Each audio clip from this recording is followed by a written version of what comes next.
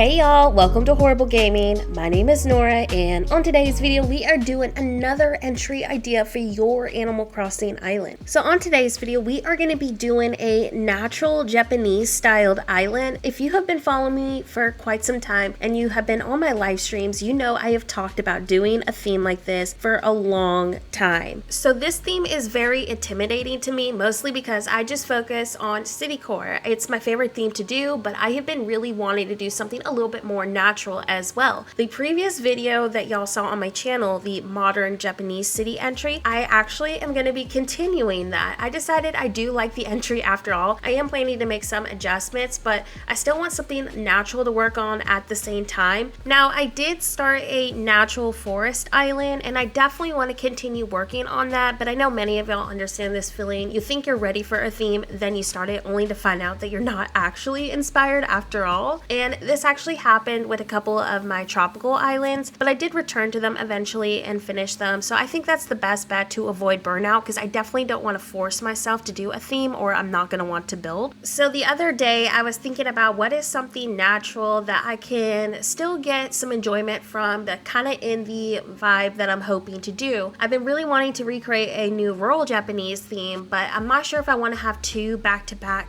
Sakura themes. Now I am wanting to do another Sakura rural theme eventually, but I just didn't want my next two islands to be back-to-back in the same season. So I wanted to switch it up, and I honestly never really built during the summer on Animal Crossing. I never really have a reason to, and I felt like maybe if we did something a little bit more natural, but like with Japanese accents, that would be a lot more enjoyable for me right now, since I'm itching to do some new Japanese content. And today's island build is the result of that. When I tell y'all it feels like I just started and played Animal Crossing for the first time, that's how much fun I had building this whole entire build that you're seeing today. So with all this being said, I really want to focus on my two new Japanese islands, and then of course once we finish them up, we'll focus on maybe returning to those other islands that I got burnt out on, or starting something new. We'll just see what happens. It honestly just depends on my brain. I hit walls and creativity blocks just like y'all do. Sometimes I just don't feel inspired, and a fresh start is what I need to get myself playing again. Now, there is something I do want y'all to know about my player home. I really wanted it in this location, but I did not plan my incline transition at all. I actually had to move the player home over more towards the right, which is not my ideal location. So I'm going to rebuild pretty much everything that you're seeing today so I can have the house back in this location that we're looking at right now. But anyways, I'm going to prep this area right here for a bridge, and this whole entire location is going to be inspired by crossing.callisto on Instagram. I will have their socials linked in the video's description. If it wasn't for their beautiful transitional spot, I would have not been inspired to try today's island theme. They do so much amazing natural Japanese content on their accounts, so make sure you go give them a follow and check them out, because they are super inspirational. So over here in front of the waterfall, we're gonna place some decor down, but before I do that, I'm just gonna place some dirt path down in front of the waterfall. I just felt like it added a much needed detail. So after we do that, we're gonna start layering with several different islands to really just bring this whole transition to life. I have no idea what to add past this transitional spot today, so if you have any wonderful ideas for this next build on the island, let me know in the comment section. I absolutely love getting feedback from y'all, especially your ideas, just like bringing them to life. It just brings me so much joy, so definitely let me know if you have any fun ideas just for this island in general. I definitely know that I have several must-have builds already for this island. I would love to do like a rural village area, something that's very like, you know, overgrown, almost abandoned in a way. As for the rest of the island, I'm just gonna go with the flow and kind of see what happens, just like we normally do on every single island I create. I don't really plan my layouts, I just kind of see what happens and let the inspo kind of just take over. So I always find more enjoyment that way, not stressing out too much about layout. So I think I'm going to definitely keep focusing on the more overgrown and lush sort of vibes throughout the island. I just feel like this is such a pretty color palette, but I do think I am going to introduce a stone path at some point in the island. I just feel like having two different paths will really kind of mix things up a little bit, so I'm just not reusing the same dirt path throughout the whole entire island. But if y'all know of any other, you know, great codes that you think would look good for this island, definitely let me know in the comment section. I would be super grateful and excited to go check them out. So placing greenery obviously takes a good second to do, so I will transition some of the greenery parts of this video just so we can get focused on finally decorating my rep home. As mentioned earlier in the video, I had to relocate it just because I didn't have space for the incline transition. I don't think that the new location for the house is bad. It's just not like my ideal ideal build for it, but if y'all think it looks fine and you think I'm overthinking it, because I tend to do that